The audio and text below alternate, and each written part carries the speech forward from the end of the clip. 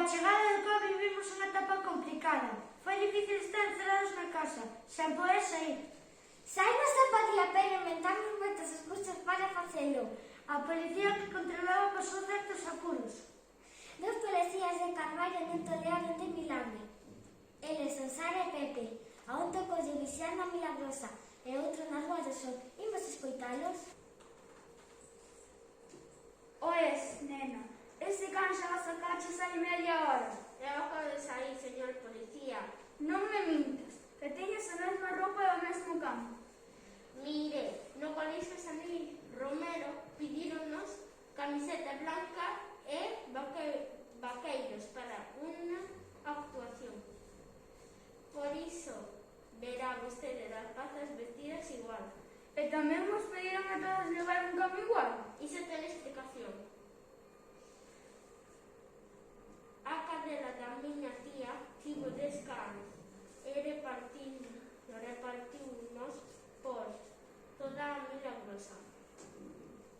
Pobres animais, que ben fixemos adoptalos. Vostede tamén debería adoptar un e tela aquí ao seu lado.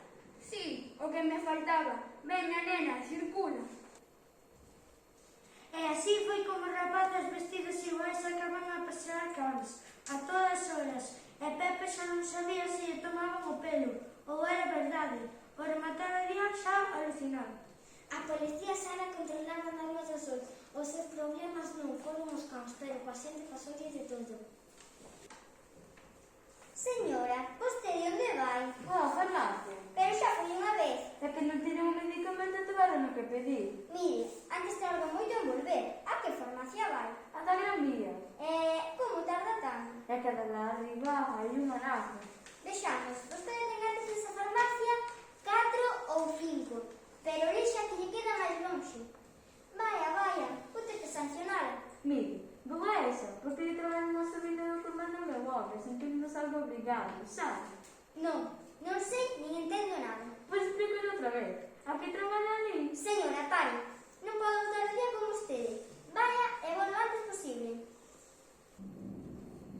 Pero Carmen, ainda estás aquí? É que a policía de dou ben e a pedir explicacións. Pois apura que vou limpar o coche para ir a Coristanco. Que acaba de decir, señor?